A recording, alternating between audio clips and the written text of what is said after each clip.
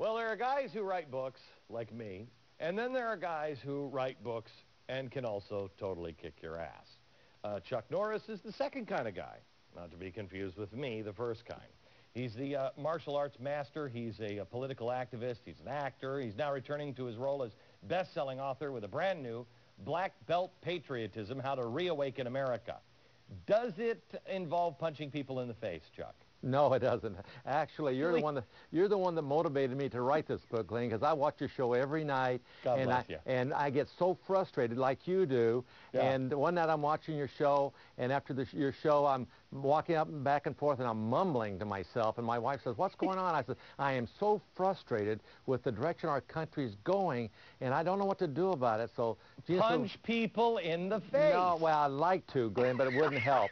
So anyway, that's why I wrote Black Belt Patriotism, because I'm dealing with our national debt, our economy, the illegal immigration problems, and what I call common sense solutions to these problems. Give me some of them. Well, like, for instance, our national debt, okay? We're in debt $9 trillion. So one Institute for Truth and Accounting says it's closer to $56 trillion. Yeah.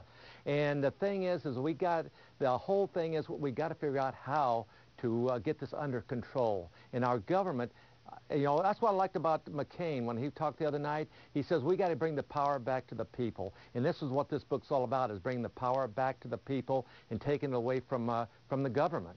But you know what? Here's the thing, and that's why. Well, first of all, what do you think of Sarah Palin? I like her. I like her a lot.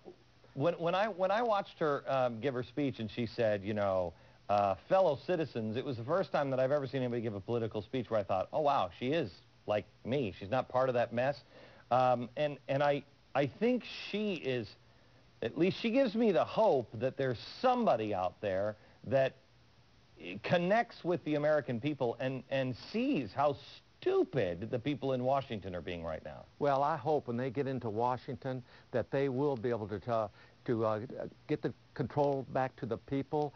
You know, the whole thing is, Glenn, in 2005, over 6,000 taxpayers who make over $250,000 a year paid no taxes.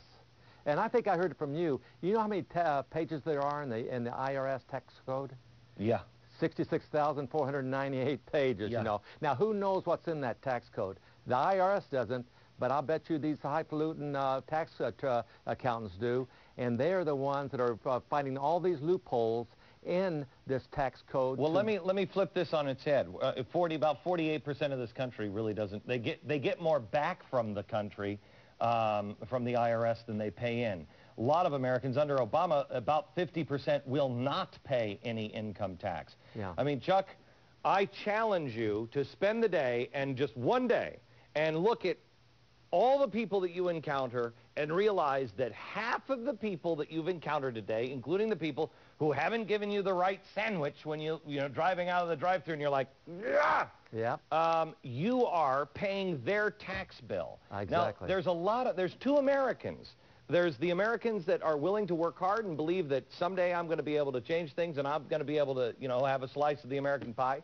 And then there's the other Americans that just don't give a flying crap. And I'm tired of carrying around the people who screw up my menu, my order at the drive-thru every single time.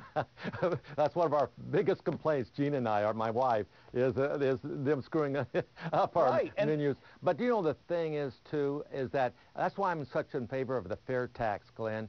The thing is, we got $13 trillion in offshore accounts that people are hiding their money. You know, the thing is, we could bring that back into our economy. The 3 million manufacturing jobs that are outsourced overseas, we could bring all that back. And that's why I supported Huckabee so strongly, because he was a strong supporter of the fair tax. Yeah, the tax system in our country is all upside down. It's ridiculous. Totally upside down. Yeah. And we've got to do something to correct that. And that's why I say we need a voters' revolution here. Yeah, we do. We do. Hopefully, you know, and we're going to get one of these days. Hopefully, it will happen at the ballot box. And if it continues to go the way it has, unfortunately, I think it's going to go in a different direction. Chuck, we're going to take a break. We'll be back in just a second. Okay.